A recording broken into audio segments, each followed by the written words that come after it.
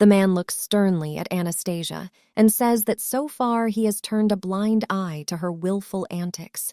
He hopes that someday Anastasia will realize her mistakes and conduct a deep introspection and will be able to correct her attitude. Anastasia realizes that he himself has not even looked in her direction, and since her arrival at the mansion, Anastasia has been neglected, even by the servants. Despite the fact that Anastasia is his fiancée, but he leaves it all unattended. Anastasia doesn't understand what this sermon is about because she was even given bad food and just bullied the girl. Anastasia realizes that even in a moment like this, Theodore remains cool. Anastasia doesn't understand why you can't just get angry. It feels as if the girl is nothing to this man. Theodore asks, did Anastasia really think he would put up with her willfulness and inappropriate antics forever? Anastasia presses her lips together and asks, could he really call these antics inappropriate? Theodore says that Anastasia will never bear the name Radford. The heroine realizes that she shouldn't cry if she does. Theodore will laugh at her. But still, Anastasia confronts the man with the fact that she is his fiancée. Suddenly, the butler bursts into the room, who shouts throughout the palace that the prince must. To hear of the tragic news, and came messengers from the capital that said about the death of the emperor. Theodore says that it seems that Anastasia's last support has collapsed, and now Theodore can finally do what he wants, because everything that sealed their marriage was just words and orders from the emperor himself. But now, he is no longer alive. Winter had passed, and spring was approaching, which turned out to be particularly cruel to Anastasia. Anastasia felt that spring was much colder than winter itself. Anastasia's life was miserable, and Anastasia's father, Jacqueline Everdeen, was the most ordinary man with a quiet character and without any outstanding abilities. Having lost in a power struggle, he is forced out by his own man. The girl's name was Verita Everdeen, and she was born into a poor family whose way of life did not match her beautiful appearance.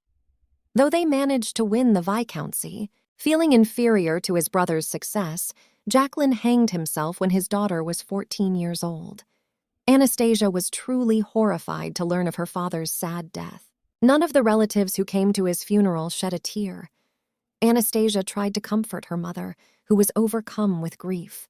It was rumored that a daughter discovered her father's corpse when she was only 14 years old. It was rumored that the daughter had discovered her father's corpse when she was only 14 years old. A year later, unable to overcome her resentment towards her husband, her mother also committed suicide, and Anastasia was left alone with all the debts of her family. Parents, by their actions, drove their daughter Anastasia and with the daughter of the Viscount into an orphan. In exchange for a happy family, Anastasia found herself alone. Because of the law forbidding the nobility to work, she was accompanied by an agonizing hunger for days. Anastasia asked herself how long she had not eaten, because she was very cold, and her body was really holding on with its last strength. The girl shrinks into a small ball to keep warm, but she realizes that she won't last long without food and needs to find food to put something in her mouth as soon as possible. The girl also realizes that she hasn't even had a drink for a long time, and Anastasia's lips are dry. Anastasia does not understand how it happened that she was lonely and why only she has to go through all these agonies. The skin on her hands and feet is all cracked. Anastasia realizes that she no longer wants to live. At the same time, when she remembers her mother and father who died hanging on the ropes, she realizes that she does not want to repeat their fate. Anastasia does not want to die like her parents. After a while, Anastasia sees a luxurious carriage arrive at her house, and she wonders who it could be. The carriage has swans painted on it, and it is the carriage of the Everdeen family. Anastasia sees the wife of the Everdeen family. The woman approaches Anastasia and says she is surprised that Anastasia could recognize her. The woman asks Anastasia to let her, to look at the girl. The woman looks at the haggard Anastasia and says that her face is like her mother's. The woman pokes her fan at Anastasia's breasts and says she was skinny enough, but she can get away with it. Anastasia is very embarrassed by this treatment and asks the lady what she can do. The fan flies off to the side, knocked by Anastasia's hands, and the girl clutches her hands to her chest to defend herself. The lady says that Anastasia is a real naughty girl and she should mind her manners. The woman smiles and tells Anastasia that she is going to marry her off to cover the Long girls. The heroine was stunned and realized she had no choice. Anastasia rides in the carriage after a while and realizes that it is quite soft and cozy. She has not ridden in a carriage with such soft padding, even when her parents were still alive. Anastasia did not possess such riches, so they came. And now their father is waiting for them, so Lady tells Anastasia to come with her to the mansion to say hello. The father meets the new arrivals and says Anastasia wanted to come after all. In this. Of course, there is no surprise, but Count Everdeen and Anastasia's father were alike. The uncle tells Anastasia that she must tell him if she knows about the political faction as well as the division in their empire. The man tells us that there are 4 factions and that there are imperialists and aristocratic Catholics and princes. In reality, Catholicism has been in decline for 200 years because of corruption, so that only the Everdeen faction remains dominant and has held imperialist views for generations. Catholicism is on the wane, and the aristocracy is too indecisive. You can do whatever you want with them if you have to. The problem is the princes. The imperialists have no leverage against them, so they come from the imperial court. My uncle tells me that Prince Radford passed away the other day, and thereby passing on power to his son, which means he can now claim the throne. This boy is incredibly greedy, unlike his father. If he teams up with other factions to take the imperial throne, their family will be in trouble. Uncle says that dead dad at least knew his place, but his son has finally lost his mind. Uncle looks at Anastasia and asks that she is likely to be left with her family's debt, and her uncle promises to take care of all the expenses. But in return, she must become the bride of a new prince. The prince's name is Theodore. Anastasia realizes that her uncle wants to use her as a barrier between the prince and the throne. In return, Anastasia gets rid of her family's debt, which was inherited from her dead parents. Anastasia could not pay it off in her lifetime because aristocrats are forbidden to work. Anastasia realizes that even with all the abundance that awaits her at the prince's house, she doubts that she will be happy there. Anastasia has lived away from the nobility for a long time and knows what she's talking about. If the young prince does not suspect the intentions of the imperialists, Anastasia fears that Theodore will dislike her from the very beginning. Anastasia wonders why it matters, because she would rather accept this marriage than return to that monstrous poverty. Anastasia tells her uncle that she understands him and agrees to the man's terms. A few months later, Anastasia walks towards the palace. The girl wonders how perfect this Radford mansion is, and she starts to ask, is it really further the girl will live in this luxurious building? For some time, Anastasia hears a man speaking to her, most likely Theodore, and asks if it's his fiancé. Anastasia turns to the man and smiles at him. Theodore looks really graceful and cold, but at the same time it is clear that he is a gentleman. Anastasia says that this is his new bride, and she is standing right in front of him. The guys meet each other's gazes and stare intently while studying each other. Here began Anastasia's life as the prince's bride. After the ceremony, Theodore had to engage in social activities. No matter how much Anastasia liked it, she had to accompany him everywhere. The girl had to fulfill her matrimonial duty and not leave Theodore's side. People said that she was the bride of a famous prince. Although she had a beautiful face, people heard that the girl was an orphan and that an engagement would not wash away her poverty. Theodore takes the girl's hands and looks into her eyes. The man says that this is the trait he likes about Anastasia. Anastasia raises her head and asks what exactly Theodore likes. The man says that he is attracted to the fact that Anastasia can't fall any lower. The girl doesn't understand. Did her husband just try to insult her? The next moment, Anastasia realizes that she will not be broken and says that she herself understands it perfectly well. It seems that the Lord does not intend to hide his disgust for Anastasia, and further this marriage will only be observed because of the order of the emperor, but Anastasia cannot hope for more. Anastasia asks Mr. Theodore, does he really hate her that much? Theodore takes the girl's hands and pulls her close to him, and asks Anastasia how could it be otherwise. Theodore says that even though he couldn't avoid their engagement, but he decides to squeeze his hand around the girl's waist as hard as he can to hurt her. Theodore says that the day will not come when Anastasia will carry on the Radford name. He will. Anything to make Anastasia live like hell, and she'll never be able to feel at peace. Anastasia worships Theodore and says she doesn't think a man has the power to decide that. The girl smiles at Mr. Theodore. She looks mockingly at the man. A few days later, a letter with the imperial seal arrived at the prince's address. It called for Anastasia to be placed in the prince's residence. Theodore realizes that the imperialists want to make this marriage relationship de facto. The man tears the envelope with anger and realizes that these damn imperialists just decide to interfere with the prince's plans for the life he wanted. The prince looks out the window and sees Anastasia arriving at his palace, who will now live with him in the palace from now on. Theodore comments that it couldn't be worse. Anastasia was already prepared for the fact that it would not be easy for her in the prince's mansion. But contrary to her fears, the prince was completely indifferent to her. The butler comes to Anastasia and says that the gentleman did not ask Anastasia to go out. Anastasia is amazed by this information, although she is not ordered to stay in the mansion, but she is told that she is nobody here and her name is nothing. Anastasia asks the butler, "Does he really want Anastasia to be locked in a room and not come out of it?" The butler says with a smile, "Madam, that is exactly right, and the girl should be locked in the room all the time." Anastasia realizes that Theodore hasn't even bothered to see her once since she moved into his mansion, and says that the butler is probably just kidding. The butler says that if Anastasia wants to go out so badly, he would ask her to at least stay out of the gentleman's sight. The man can also understand Anastasia's situation and realizes that he has orders. But the girl is in her own right, so he tries to help her somehow, but pretends that he doesn't care because the man doesn't owe Anastasia anything. Anastasia doesn't understand why she has to do what Theodore tells her to do. After thinking about it, Anastasia decides to sit in one place and wait for Theodore to pass by. Theodore saw Anastasia after all, and they met. After such a long time. Theodore tells the butler to get the nasty bastard out of his garden and out of his sight.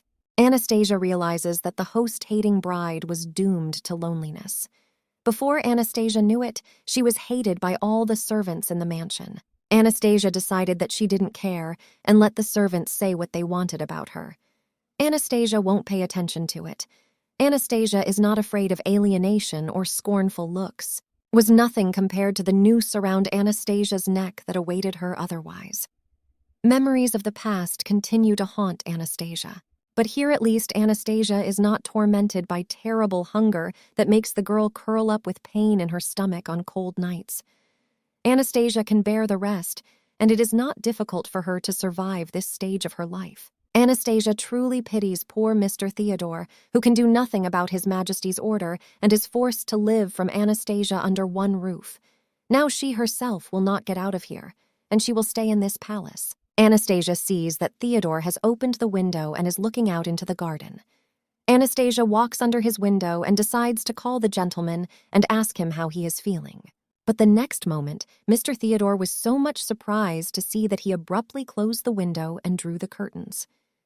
Anastasia wonders, does Mr. Theodore hate her so much that he even decided to close the curtains? Theodore looks at Anastasia with hatred. Whenever he looks at her, Anastasia disgusts him. Especially Theodore feels incredible anger looking at those emerald big eyes. It's her uncle's eyes, and Theodore remembers this bad man that makes him wake up in the night with nightmares. Theodore decides it's a nasty woman. 2 years have passed since these events. Sometime later, Anastasia receives a letter that says it is addressed to Mrs. Anastasia, who is still the fiancée of Prince Radford. Marquis Sorokin's daughter would have been incredibly happy if Anastasia had honored her with her presence at the blue dress tea party she had organized. Anastasia realizes that she is the daughter of a politically prominent marquis and must attend the tea party if she is invited. Anastasia has no right to refuse, but she has a problem with the dress. She is given a small sum of money to maintain some dignity, but it is hardly enough for Anastasia to buy a new dress. And if we take into account the influence of the Marquis's daughter, just showing up in a suitable dress will not be enough, and Anastasia must look great. If Anastasia misbehaves, she'll be shunned in the limelight. Anastasia realizes that she seems to have one dress that she could wear if it was repaired a bit. The design of this dress may be a bit sophisticated, but it is blue and made of quality material. This dress is a little weird and needs to be repaired. Anastasia tells the maid that if the woman has finished cleaning, let her call the tailor to come here. The woman smiles and says that if Anastasia wants the tailor, she will bring him. In the end, Anastasia managed to get money to repair the dress. And on the eve of the tea party, a certain situation occurred. Anastasia stood, and her hand began to tremble. The girl could not contain her hysterical laughter. Over the past 2 years, the servants had stopped hiding their hate for her. But Anastasia didn't think they could just ruin the dress and not just ruin it, but tear it to shreds that no amount of repairs would help. Anastasia realizes that the fabric is already used and can't be repaired, and the hem of the dress is soiled. Anastasia clearly didn't expect this. The next moment, Anastasia is approached by 2 maids who start laughing at her. The women ask what happened to Anastasia's beautiful dress. Anastasia looks coldly at these women. If she could, she would have killed them long ago, but unfortunately the girl does not possess such powers. Anastasia is still not going to stop and says that the girls are not even hiding the fact that it was them who ruined Anastasia's dress. Anastasia looks at the 2 conniving maids and asks, "Didn't they do it?" They start to smile and try to make it look as sneaky as possible and ask what Anastasia is talking about. The girls say that if Anastasia does not hurry up, she will be late for her appointment. In a house where even the servants look down on Anastasia, her word is worthless, and Anastasia cannot count on help from above. In the end, Anastasia couldn't pass the dress code, and the women say that Anastasia still came to their tea party and meet the lady. Lady comes up and says that Anastasia seems to have unyielding tastes. Turns out it's Mrs. Sorokina, and Anastasia says she's very grateful that Lady Sorokina invited her to such an exquisite reception, but due to unforeseen circumstances, she couldn't meet today's dress code. Sorokina says that this dress probably suits Anastasia better, so there's no need to make excuses for her showing up like that. The girls laughed at Anastasia. That her dress till the tea party was over was like the pastry that was spread on the table before them. Anastasia is victimized by their searing, pretentious stares. Anastasia realizes that she had no hope of being loved for a long time. She just wanted to be alive, and that's enough for a girl. Anastasia returns to Theodore's palace, and the noose on which her parents hanged themselves continues to hang before her eyes. The girl had to wash her face with cold water in the morning and had to eat unsightly food. That Anastasia is served. The girl realizes it's nothing compared to her life before coming here. Anastasia realizes that she can endure this kind of treatment. The girl agrees that she will continue to be despised, but she will be able to endure the abuse. The next moment, Anastasia hears some conversations behind the door and is struck by the content of the words. Anastasia hears the man say that if she wasn't an aristocrat, he would have bought another night with her. Anastasia looks at the open door and is amazed at the conversation that is going on behind the door. 2 satisfied men who serve in the castle say that it is a waste of money. One of the men says that he has not seen Anastasia's beautiful face. The other man says that if she covers her face, she won't even look at it. To what? Anastasia was truly mortified by such words. The man says that his interlocutor is right and Anastasia is very thin. Anastasia realizes that everything is normal and it's nothing because she is used to such treatment. But the girl cannot just turn a blind eye. Anastasia realizes inside herself that she has to ignore such remarks, and she has to deal with it all. The girl closes the door behind her and finds herself alone in the room. Anastasia gets down on the floor and tells herself that she's strong and can do it all alone. Anastasia is still left with food and clothes and a roof over her head. Anastasia has to keep on living, and even though her parents are dead, but the girl, still alive, and no one knows how her life will turn out in the future, so she must stay strong. Anastasia must not show her weakness to the servants. If Theodore finds her like this, he'll gladly annul the engagement. Anastasia's fine, and she has to stay strong in order to live as long as possible. If the girl goes back to her old state, it will be much worse than it is now. Mistress hopes she can manage. But even when the girl falls asleep, she has to pull the covers over her head to avoid seeing her parents' corpses hanging in the semi-darkness. Compared to what happened before, this attitude is a real trifle. In the morning, Anastasia sees what food was brought to her today and says that it is not even human food because everything is covered with mold. Anastasia raises her gaze to the maid, who asks with a chuckle, "Is there something wrong with Anastasia?" Anastasia asks the maid with a smile on her face, "Does the woman really want Anastasia to eat this garbage food?" The maid resentfully states that she is not going to throw away the food and asks that Anastasia not be a spender and eat what is brought to her. Anastasia realizes that the maid seriously wants her to eat this stinky and moldy soup. Anastasia realizes that she is being treated like a dog and not a human being.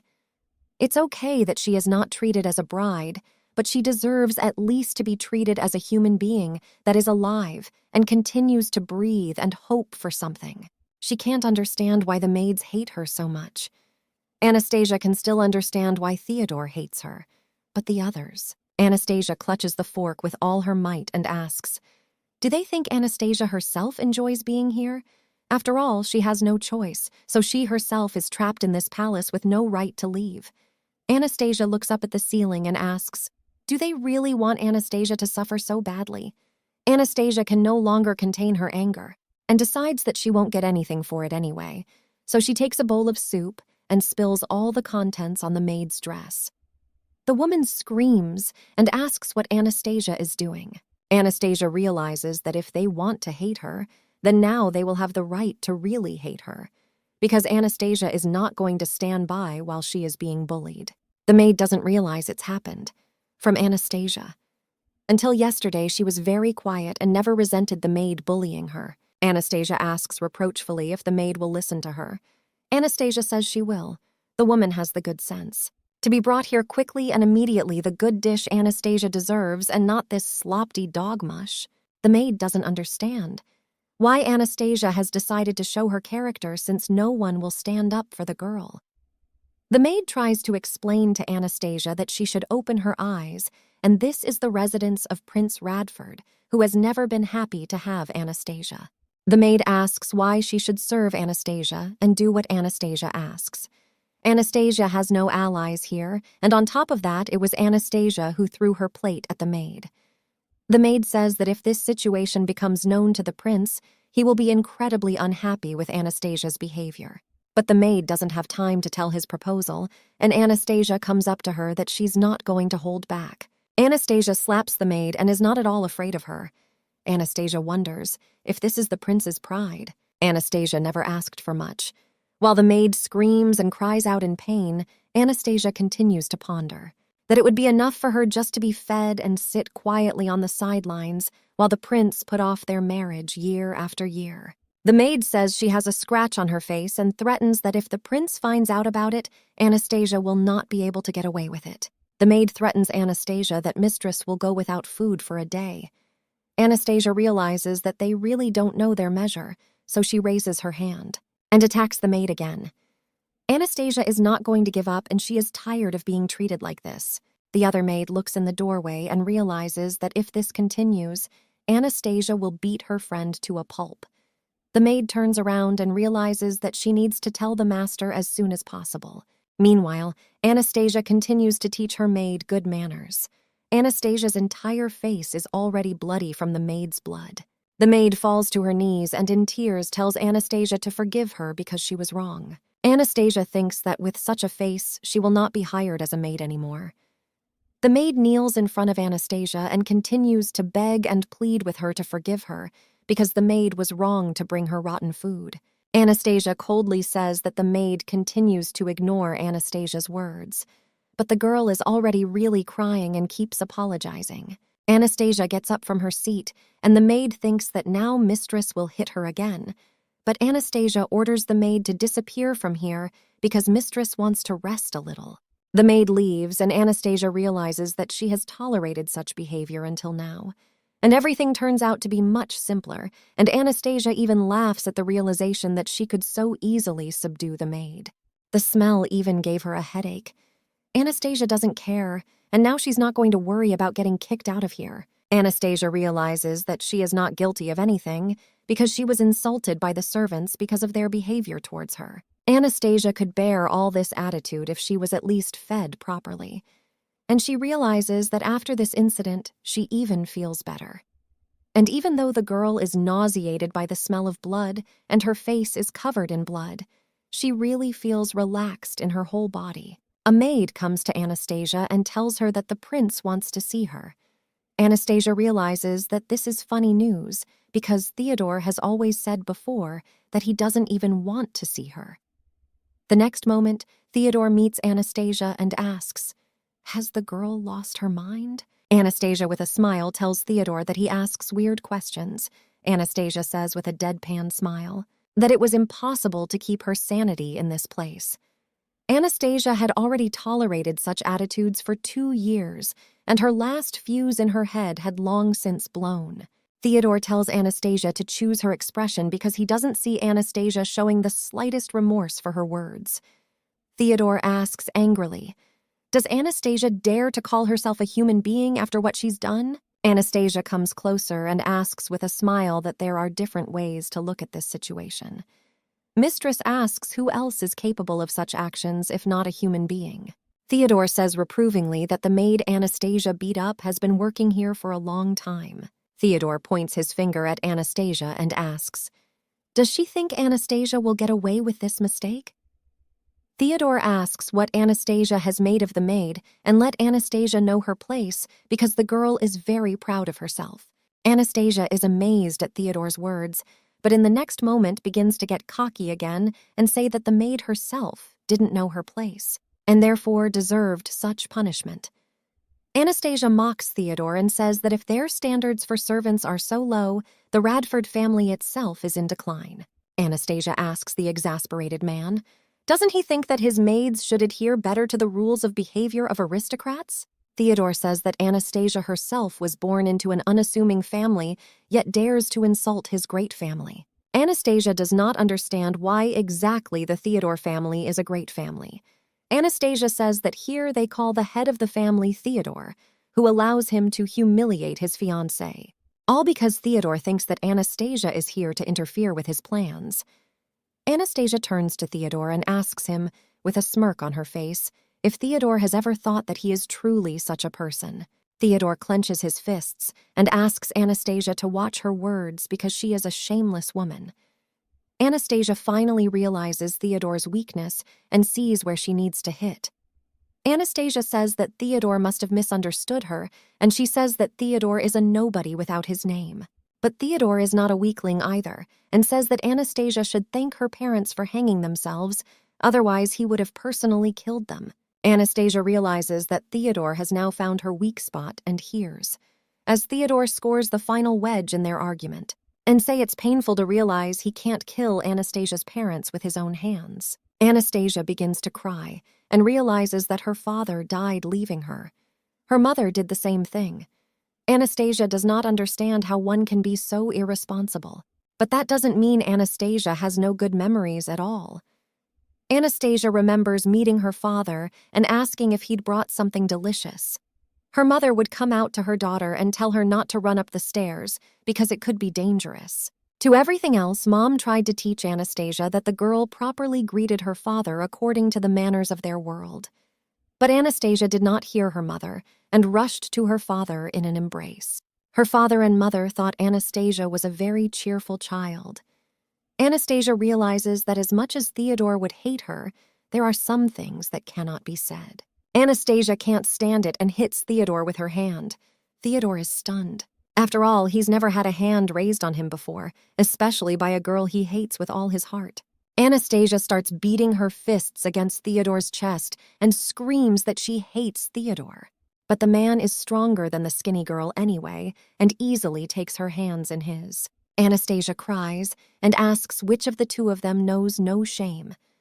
Anastasia rushes to Theodore and pushes the man away from her. The girl then leaves, closing the door behind her. Anastasia does not realize what kind of man Theodore is and how low it was to say such words. Theodore just takes advantage of her helplessness to take out his anger on Anastasia, who loved her parents very much, and now this hateful prince allows himself such words about her poor parents. Anastasia makes a real mess in her room and realizes that Theodore would not behave like that with others. Anastasia realized that since that day, her life had become easier. The girl was fed better and finally got some normal food. Anastasia does not understand why she has tolerated such relationships for 2 years. Anastasia realizes that if she has one regret, it's one. It's that she has to see Theodore's face so often. Theodore asks Anastasia, why did the girl just hit the maid over the head with a candlestick? Anastasia tells Theodore to look at the flower behind him. Anastasia asks a surprised Theodore if the gentleman knows what the flower symbolizes. The girl says that in the language of flowers it means an executed woman who was beautiful but cruel. Anastasia tells Theodore that the servants have become arrogant and insulted her, for which she was punished accordingly. Anastasia is now not afraid to raise her hand against her abusers and does not care what happens to her. No matter how much they hurt each other, nothing will change. Theodore and Anastasia stand together on the same stage, but they stand with their backs to each other, and time flows meaninglessly past them. Time passed, but nothing changed. The maid made a mistake again and pulled Anastasia's hair unluckily. The maid began to cry, and Anastasia beat her again and again. When Anastasia had once again beaten her maid, Theodore came. Theodore came and asked Anastasia if the girl could spend at least one day in peace, because every time he comes here and calms Anastasia, that hysterically torments her servants. When Theodore walks in, he immediately starts sarcastic. Anastasia complains to Theodore that the servant is planning to tear out all the mistress's hair, and Anastasia says that as a true mistress, she must teach the servant a lesson. Theodore says Anastasia's an arrogant bitch. The two of them have been fighting about everything. Anastasia thought Theodore would say words like that. Neither of them wants to see the other, but they keep their eyes on each other. It's an eternal confrontation between two people. Anastasia doesn't know what it feels like. Sometimes people say that if a man and a woman can't take their eyes off each other, it's love. But Anastasia doesn't feel anything warm for Theodore, and Anastasia met her 20th winter. Anastasia doesn't understand why the nobles are so fond of all these receptions to which the girl is constantly called. Anastasia realizes she doesn't want to go anywhere. Because she's the prince's bride, the invitation comes to her. But if Anastasia goes, she will be treated as a stranger. And if Anastasia does not go, gossip will be spread behind her back that the girl did not come. Anastasia realizes that no one in this world loves her. And if Anastasia had the chance, she'd kill all those people. The lady turns out to be an abandoned doll that no one wants. But on the other hand, Anastasia realizes why she has to worry, because she is used to this. The girls discuss Anastasia behind her back and say that Mrs. Again came to the reception alone without her husband. The girls gossip that Mr. Theodore seems to have no interest in Anastasia. No one is happy to see a girl at any reception. They don't understand why Anastasia came here for this beautiful reception. They see that Anastasia is staring at them. The ladies say there's not a shred of dignity in that girl. And it's like they've never heard of parenting in her neighborhood. Anastasia scared off the gossip mongers on behalf of herself and realizes it's about to be dance time. Anastasia sees Theodore in the crowd. The man tries to do his best to ignore the presence of Anastasia, who does not have a dance partner. Anastasia realizes that she thought so, and so decides to rest. After all, the girl's leg hurts. One of the men says that Anastasia seems to be alone and you could ask her to dance. Another man tells his interlocutor to forget about it because you won't get in trouble later. Anastasia is amazed that anyone would talk about her at all, but the angry man says that if his interlocutor is hungry for beautiful women, he'll give him one. The man says there's a first-class pub just opened up. Anastasia realizes that she can no longer listen to this male dialogue. People are amazed at where Anastasia goes, but the girl does not pay attention to the conversations. When Anastasia finds herself on the street, she is glad that she has finally found silence. Anastasia says to herself that she is lonely and she is tired of it all. She may or may not cry, but no one will ever hear her. After a while, Anastasia hears a man's voice. That asks what happened to Anastasia. The girl turns around to see the man behind her. It turns out to be an ash-haired and handsome man with violet-colored eyes. Anastasia realizes that she has never seen this beautiful man before and does not know who he is. The man tells Anastasia not to be afraid of him, and the girl realizes that in any case, it doesn't look like this man came here to mock her. Anastasia asks who the man is. She notices that her voice is even hoarse. Anastasia apologizes, but she was frightened by the sudden appearance of the gentleman. Anastasia is very interesting. Why this man came here? The man blushes a little and says that at any rate, he would like to ask Anastasia not to be frightened anymore. Anastasia stares intently at the man and wonders. How could he blush so much? Anastasia starts to smile and thinks that this man is very strange. In the next moment, Anastasia realizes that no one has ever started a conversation with her. Anastasia doesn't understand what happened. Is this some kind of miracle? Has Anastasia received God's compassion and whatever it is? But why did this man show up? Anastasia tells the embarrassed gentleman that she will try it if he is so insistent. Anastasia realizes that if there's someone who wants to talk to her, she will not miss this opportunity and use it to its full potential. Anastasia Lukava approaches the man and asks him while looking up at him what she should do to stop being scared. After a while, the two young men got to know each other well and sat together discussing various topics. Male. Very funny, and she has fun spending time with him. The mysterious gentleman says he asks her not to laugh at him.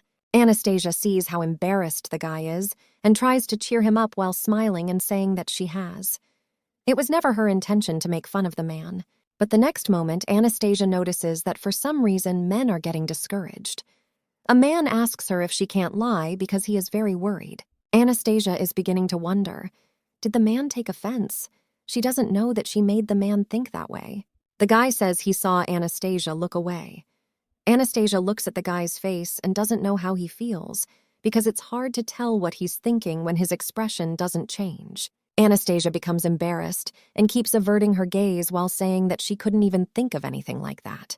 The man also notices that Anastasia's voice is trembling. Anastasia realizes that there is no reason for this, and the expression on her face is almost unchanging.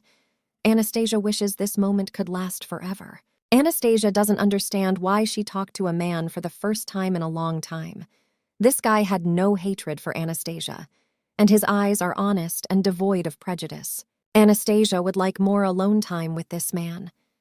The guy hears the last tune of the event and says the dance is about to end. Anastasia says it will probably be now, but the man doesn't let Anastasia get discouraged and gives the girl his hand and offers to dance with him. Anastasia happily gives her hand to the mysterious gentleman and says she doesn't even know his name.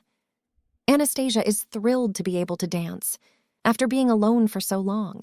The man says his name is Sergey and let the girl keep calling him that. He's Sergey Milbach. The guys go to the common room for a little dance. Anastasia goes with Sergey and tries to repeat his name inside her thoughts as much as possible to feel the man's mood. Anastasia is delighted that finally someone is interested in her.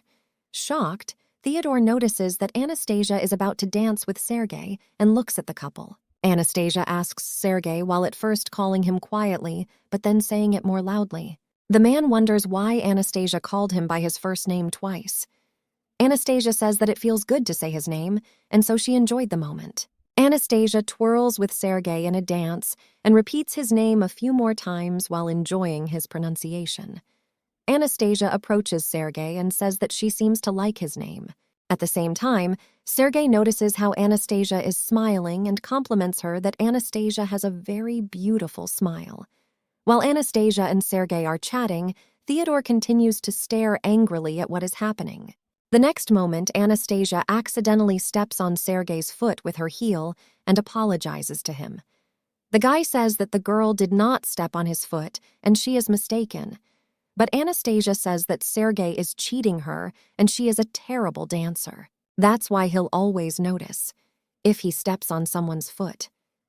Sergey blushes even more and says that if Anastasia is right, it doesn't hurt him at all. So there's no need to worry. So far, Anastasia has not understood what Sergey hides behind that face. But now Anastasia realizes a girl's feelings are revealed when someone falls in love. Anastasia asks Sergey with a smile why he continues not to answer her, and yet he is still silent. Several weeks have passed since their meeting. Anastasia arrives together from Prince Theodore for the event.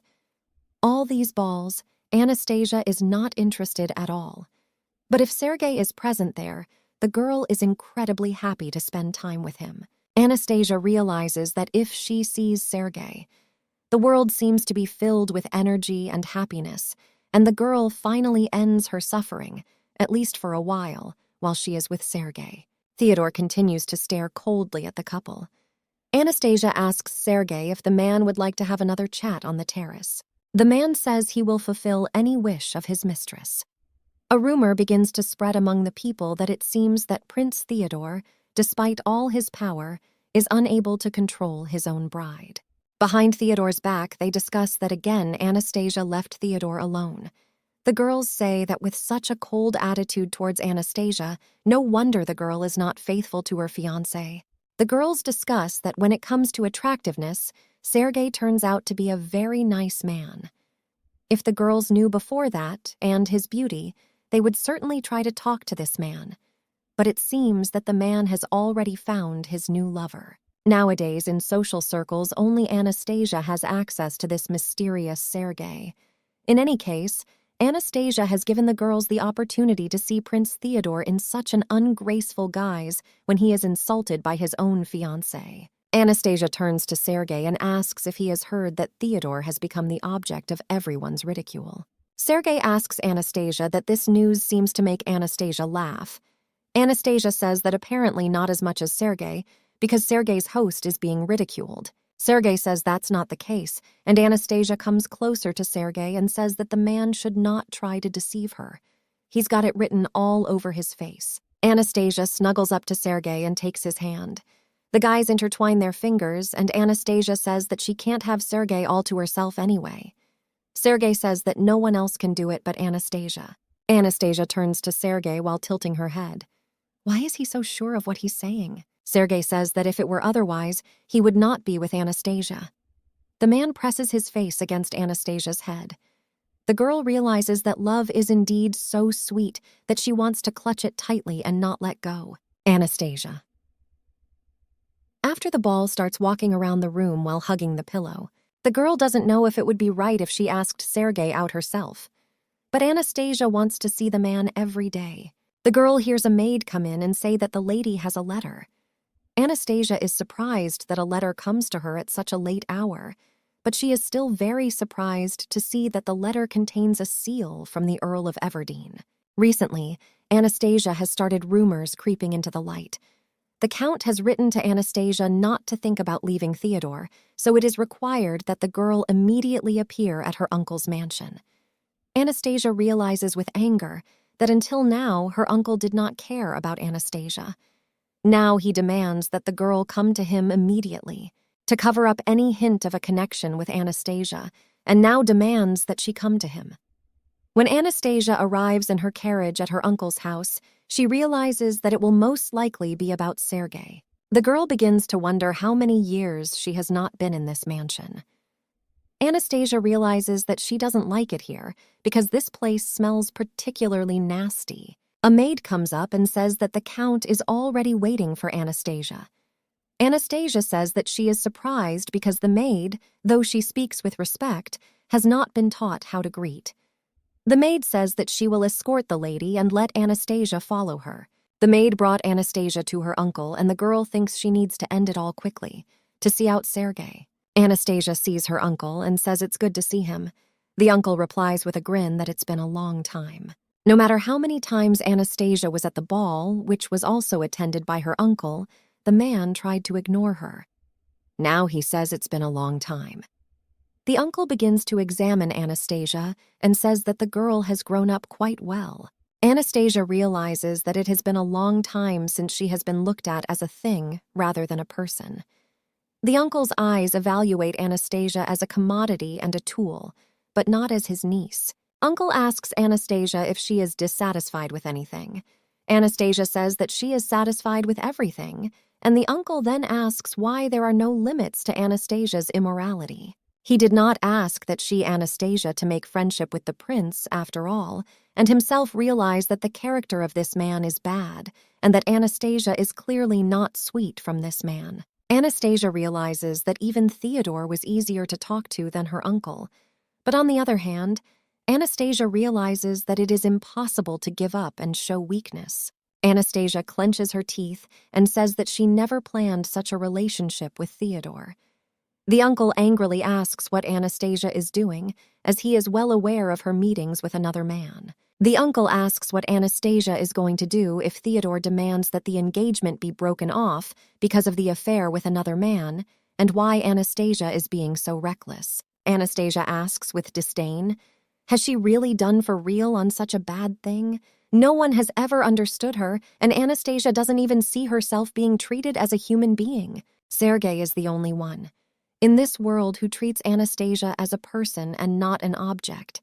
He treats Anastasia humanely, and the girl will not let this happiness be taken away from her.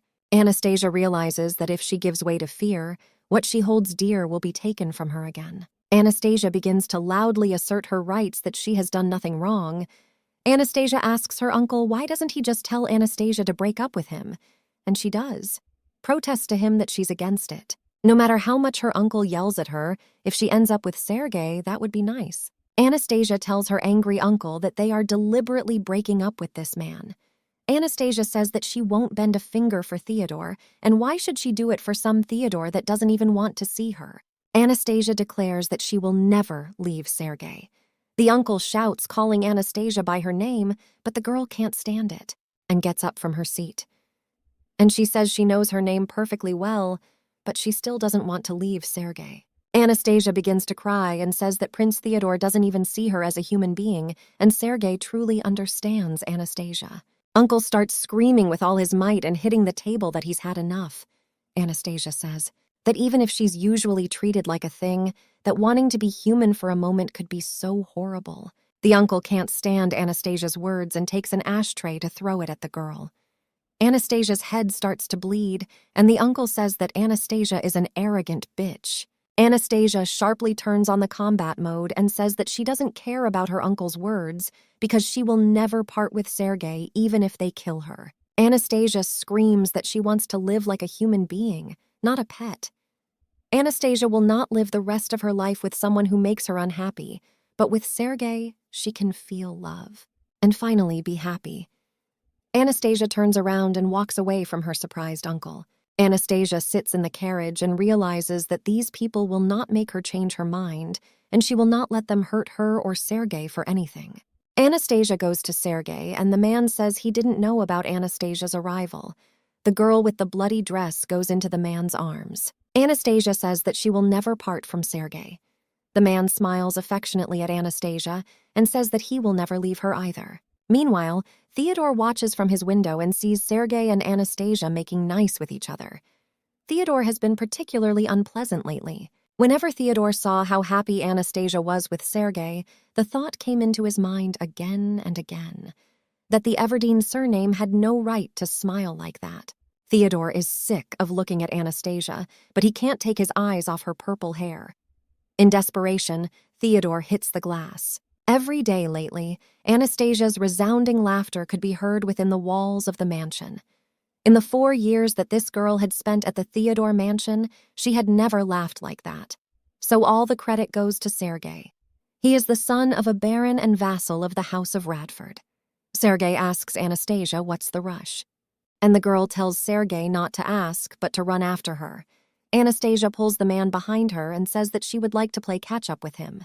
Theodore takes a seat in his office, after pulling back the curtains and continuing to hear Anastasia's joyful laughter. The man imagines the girl's smile and takes his head. Theodore realizes that this is because Anastasia is Everdeen. If Anastasia wasn't Everdeen, Theodore wouldn't be so callous to her. How can you not feel compassion for an unfortunate woman who has become a tool to achieve the Count's goal? Anastasia was used like a common toy. Even if it wasn't love, Theodore certainly didn't feel hate. The man feels something strange about Anastasia and can't believe it. Theodore realizes that she is an Everdeen, and it is the same Everdeen that Theodore can't stop hating. The feud with the Everdeens began long before Theodore was born. Theodore still remembers the snake eyes of the Earl of Everdeen, who is Anastasia's uncle. Every time he sees those eyes, Theodore feels like he's turning inside out. This man looks as if he's looking inside him. These are a kind of imperial dogs. They carry out every order on behalf of the emperor. A few days after Master Theodore was poisoned, Everdeen stood in front of them, smiling as if nothing had happened, even though they all knew whose fault it was that teacher Theodore had been killed. It's just that the emperor wanted his teacher dead, and the culprit was never found. There is no doubt in my mind that Theodore's father's death was also Everdeen's doing, so Theodore will never forgive Everdeen's mouth. These people took away his teacher as well as his father, and Anastasia is one of them, so Theodore can't afford to fall in love with this girl. Theodore sees Anastasia, but in her eyes, he sees the Earl of Everdeen and sees the Emperor. Isn't that enough to hate her? But every time Theodore saw the simple smile on Anastasia's face, his heart shuddered involuntarily. But Theodore considered the sensation to be mere discomfort. Theodore didn't want to think about the reason for the changes happening in him. Theodore also continued to blame Anastasia for everything. Theodore heard Anastasia cheering for Sergey and thought she had no right to happiness. Eventually, Theodore decided to eliminate the source of this discomfort. The last reception of the year was opened in the imperial palace. His Majesty Prince Theodore arrived with Anastasia, his bride. Theodore notices that Anastasia. After they enter the hall, the first thing to look for is Sergey. Anastasia moves slightly away from Theodore to see her friend. Theodore notices Sergey in the crowd and realizes that everything is about to happen again. Theodore realizes that he is incredibly tired of Anastasia's behavior. She saw Sergey and, smiling happily, rushed over to say hello to Sergey as well. Anastasia tries to call Sergey to her, but the next moment Theodore intercepts Anastasia's hand so that she does not leave him. The girl starts to scream in pain because she felt it. Theodore squeezed her wrist with all his might. Theodore takes Anastasia with him to the balcony, and Anastasia complains to the man that she is in pain. Anastasia rudely asks Theodore what he is doing and if he will continue to be so rude to her. Theodore is surprised. Was she really that shocked by this? So far, the cold attitude in the residence had never made Anastasia as angry as Theodore's behavior this evening. And all Theodore had to do to anger Anastasia was to prevent Anastasia and Sergey from meeting. Theodore asks Anastasia with anger in his eyes if maybe she should remember her situation. Anastasia screams for Theodore to let go of her hand. Anastasia tries to break free from Theodore's grip and starts pounding her fists on his chest, but Theodore continues to hold the girl. Theodore says he won't let Anastasia wallow in the mud. Theodore says with disdain to Anastasia that she should live her life so that no one notices her. So far, Theodore has said many things to Anastasia that he shouldn't have said, and this time is no exception. Theodore says Anastasia flirts with men like a waitress but not an aristocrat. Maybe Theodore wanted just to see the pain on Anastasia's face, but he didn't take into account the tragedy of her life.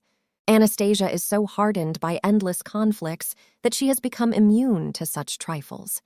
In addition, Anastasia has come to care about Sergey too much to just let him go. Anastasia asks reproachfully that she is disgusted to see Theodore so much more. Anastasia no longer tries to break free of Theodore's grip and says that Theodore's fall from grace has been a pleasure for Anastasia.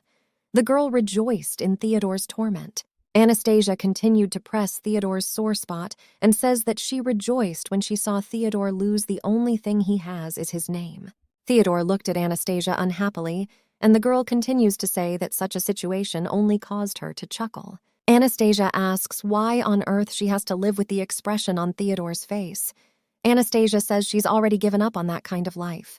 The girl decisively throws away Theodore's hand, which is weakened by her words. Anastasia angrily asks Theodore if he didn't know it, that it is obstacles that strengthen true love. Anastasia cheerfully says that Theodore can't get what he wants. As it has been until now, Theodore remains a loser. The man wrings his hands in anger and says that it's bullshit. Anastasia pretends to be surprised and says that she didn't become Theodore's fiancée, even though he didn't want her to.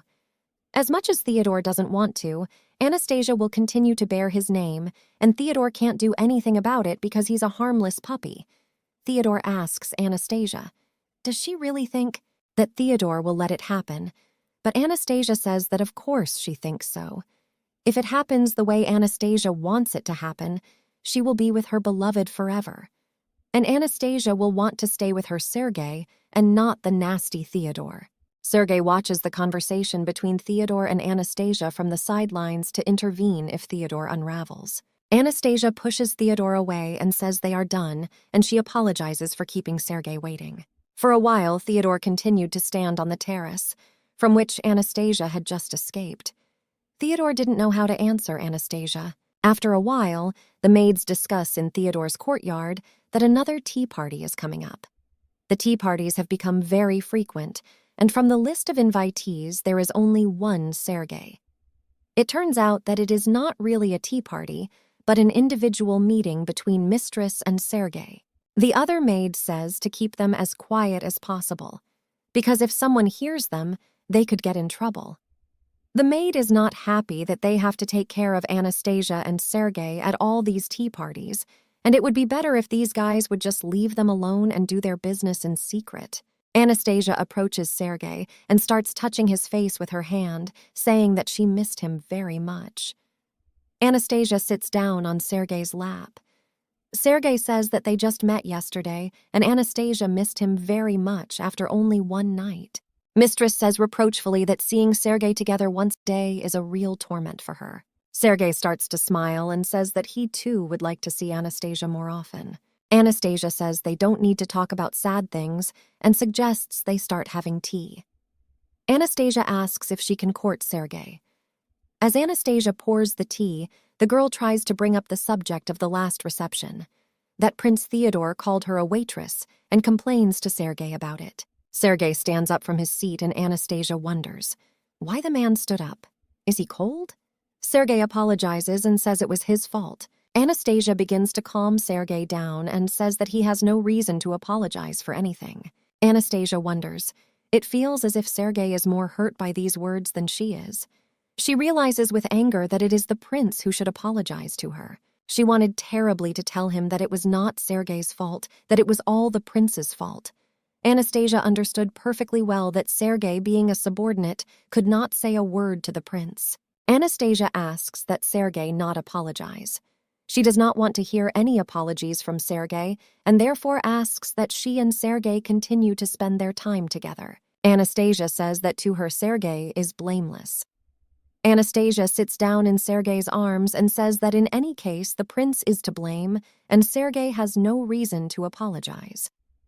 Anastasia snuggles into Sergey's warm body and says that she wishes she hadn't been the prince's bride. Sergey says he wouldn't want that either, and says he would be happy if Anastasia was his fiancée. Anastasia asks in surprise, is Sergey cheating on her, but man says he wouldn't dare do that out of Anastasia. Anastasia asks how she can believe just one word from Sergey. Sergey takes up his sword and says that if Anastasia does not believe his words, then he can swear on his sword. Anastasia asks where is it seen that a knight so frivolously swears on a ball? But Sergey tries to explain that his intention is well thought out. Anastasia dreamed of being always together with Sergey, and she would not care about all these imperialists, Radfords, and others. The girl would want just ordinary happiness. Sergey is her treasure, and all Anastasia wants from life is Sergey's presence. The guys intertwine their fingers with each other's in an unbelievable tenderness. After a while, Sergey and Anastasia notice the guards running in some direction. One of the guards says that he has seen Sergey. The man says that the prince has organized an urgent meeting and they are heading there, so Sergey should hurry there too. Sergey tells Anastasia that he apologizes but has to leave the girl here. Sergey tries to reassure Anastasia and says that he will be back quickly, so don't let the girl worry. Sergey says he will be happy to meet from Anastasia later, so wish all the best. Anastasia realizes that Sergey told her not to worry about anything, but she can't understand why she can't get rid of that anxious feeling that has started to appear in her heart. The prince shouted across the room that these things were truly living dogs. Just when the prince thought they'd gone quiet, they strike back. All the prince's knighthood gathered in the hall, and the prince announced that the Romi had started a war. Romi. It's a Roma people. It's one of the peoples that was devastated for the wealth of the empire. But the Roma have not ceased their resistance, despite constant setbacks. For this reason, the emperor has given the experienced lands to the princes. Perhaps Prince Radford, trying to live up to his name meaning rivers of blood, sought death fighting in these lands. However, it wasn't difficult to suppress Romi's small army. I'm sure it'll happen again this time. Theodore realizes that, as usual, he will send one of his vassals to return with a victory. Theodore notices the ashy hair, and it must be Sergey Malbach. Theodore takes a closer look at his vassal and realizes that Anastasia had just become Anastasia between them. Theodore comes up with the perfect idea to let go. At least for a few months, he won't have to hear Anastasia's laughter while Sergey fights. Theodore is annoyed by Anastasia's joyful laughter. Theodore says that everything is settled and decides to knock some dust off Sergey, who thinks a lot of himself. When Anastasia learns that Sergey is going on a long hike, she tells him to refuse, but Sergey says that he can't because it is his lord's order, and in the worst case he will return by spring and be near Anastasia. Sergey says that he is afraid, but unfortunately he can't do anything, and Anastasia says that she won't let him, but Sergey tries to explain to the girl that it is His Highness's order, and the man kneels in front of Anastasia to tell the girl he'll be back before spring. If Sergey understood even a little bit how precious he was to Anastasia, if Sergey understood Anastasia's feelings, he wouldn't have just said he was leaving. Anastasia can only pray that Sergey will return safe and sound. Anastasia asks that Sergey return as soon as possible, and the man promises that he will fulfill his word. A few days later, Sergey left for the war. Anastasia did not come to say goodbye to him, but Sergey saw Anastasia looking at him from the window and smiled sweetly. Just before he left, a smile suddenly shone on Sergey's face, as if to say that everything would be all right. Whatever the expectations, but the war has dragged on and winter is about to end, and Sergey still hasn't returned. Anastasia blames Sergey for promising to go away for a while, and now he hardly even answers his letters. Anastasia realizes that the war should have ended, but still Sergey is not around. Anastasia realizes that something must have happened. The maid comes in and Anastasia asks, "Is something wrong and has the letter been answered?" But the maid says it's wrong and it's time for lunch. When Anastasia sits down at the luxurious table, which is now a huge number of delicious dishes from the mere thought that Sergey is now at war, cannot eat thickly. Girls begin to vomit. Anastasia feels so bad that she can't even swallow one bite of food. Anastasia starts screaming to get all the food out of her sight because she is sick of looking at all these sumptuous dishes. The maids start discussing Anastasia and don't understand. Another servant girl tells them to keep their voices down, because if Anastasia hears, she might beat them up. But another maid says that Anastasia will not attack them anymore, because after her beloved went to the front, she was paralyzed. At night, she wakes up every hour or two and starts screaming. And at lunchtime, Anastasia can barely touch the food and is sick to her stomach at the sight of the sumptuous dishes. The maid says that sometimes girls should look at Anastasia's embroidery because it's really crazy, and to understand it, you need to see what it looks like before your eyes. Another maid asks, "What is Theodore doing? Is he turning a blind eye to Anastasia's poor health?" The maid responds to her friend, "It is even more difficult to understand Theodore's feelings than Anastasia's, for at first Theodore's mood seemed to improve, but as the war began to drag on, Theodore began to get sadder and sadder." The girls discuss that this war is a lot of trouble. Never war. Has never brought happiness to people, whether they're fighting or sitting on the home front. Spring has come, and there is not even a letter from Sergey. Sometime later, Anastasia hears that someone knocks on her room and says that finally a letter was brought to her. The girl is happy and hopes that she will finally find out how things are going in her Sergey. When the doors were opened, Anastasia became sad because she saw Theodore in front of her. Anastasia became abruptly rude and asks what Theodore needs. Mr. Theodore says that Mr. Sergey probably died in the war. Anastasia shut herself in and couldn't understand what she was feeling, because her whole being seemed to be woven into a single lump of many threads. Theodore tries to justify himself somehow and starts to tell about military things that happened at the front and about what reasons there were for Sergey's death. But Anastasia could not catch the meaning of the words that come as if from afar. Anastasia couldn't understand what she was hearing, so she told Theodore not to lie to her. Anastasia begins to pinch her ears and say she doesn't want to hear about her love dying. Theodore holds out his hands to Anastasia and tells her to calm down. The man takes the girl's hands and opens her ears so that Anastasia can hear Theodore's words. Anastasia starts to pull away and screams for Theodore to shut up and not say anything because Anastasia doesn't want to hear any excuses. Anastasia tried to claw Theodore's eyes out, and the man was able to intercept Anastasia's arm in time to save her eyeballs. The girl screams for Theodore to get away from her eyes. Theodore starts yelling for Anastasia Everdeen to clean up and get a grip on herself. The next moment, Theodore looks at Anastasia with a different face, and the girl asks why he is doing this. Theodore asks Anastasia to calm down and catch her breath, because the girl has even stopped breathing. Anastasia says only Sergey has the right to look at her with those eyes. Anastasia loses consciousness, and Theodore takes the weakened girl in his arms.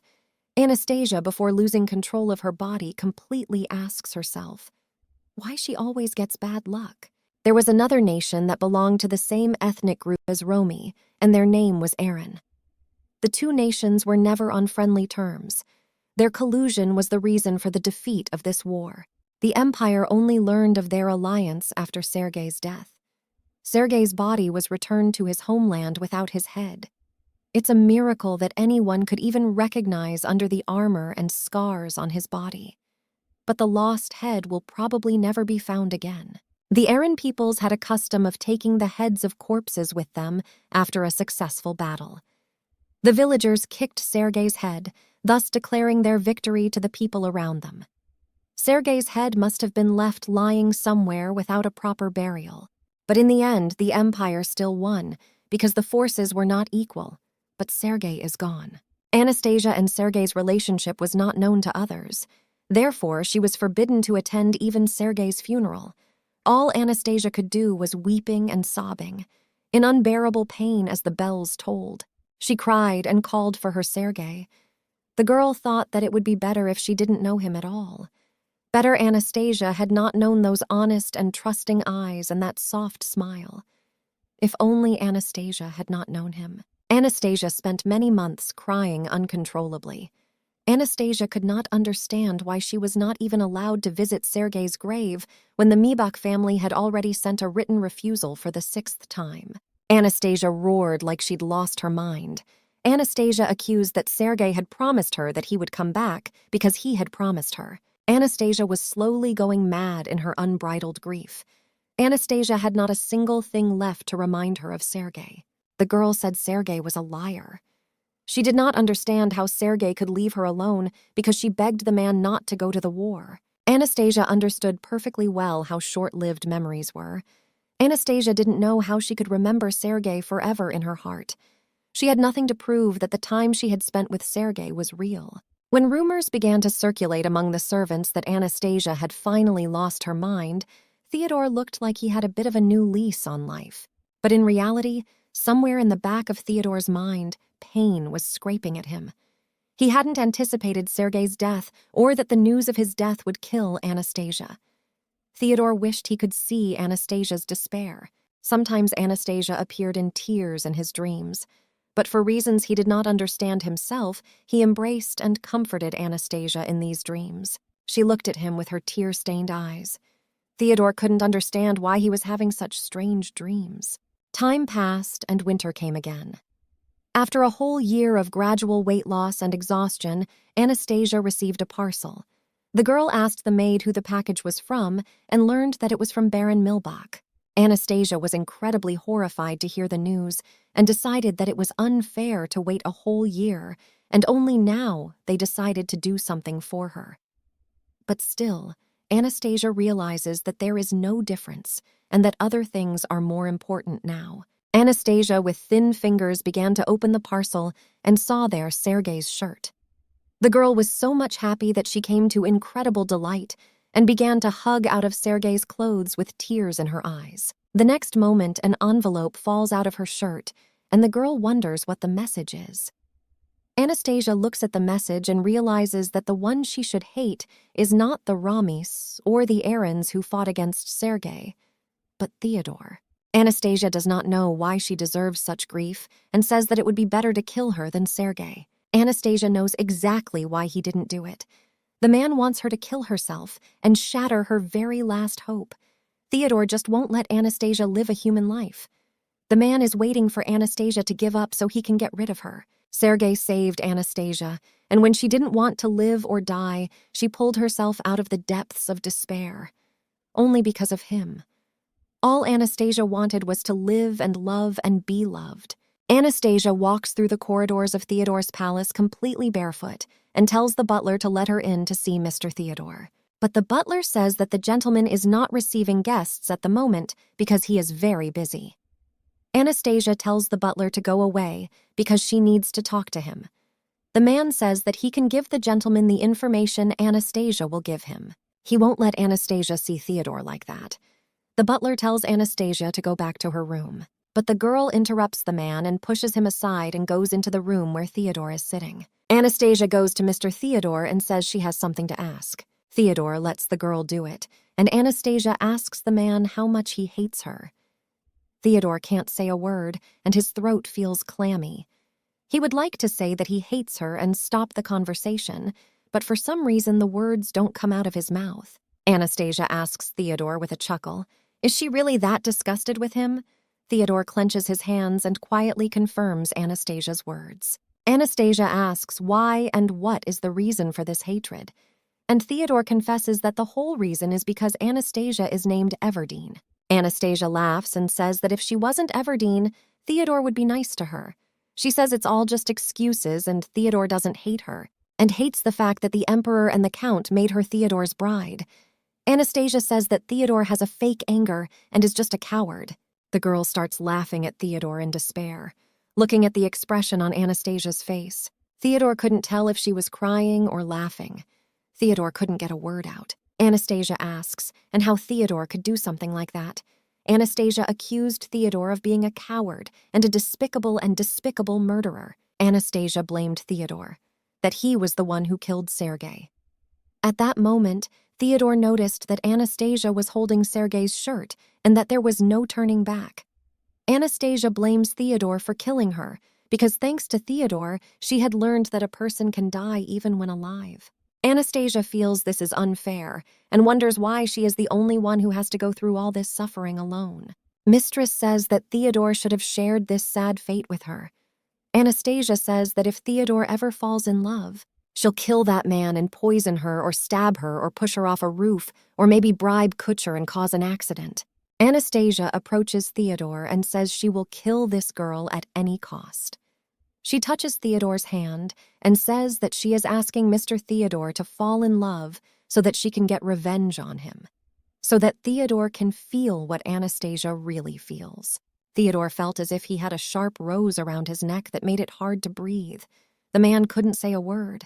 Anastasia says that love is more vivid when there is an obstacle. It was like this when Theodore tried to tell Anastasia something and when she was told off by her uncle. Every time people spoke ill of her, her love only grew stronger. Anastasia says that Theodore will surely be the same. Anastasia asks Theodore to fall in love, and then she will come between them. And when their love reaches its peak, she will kill Theodore's lover.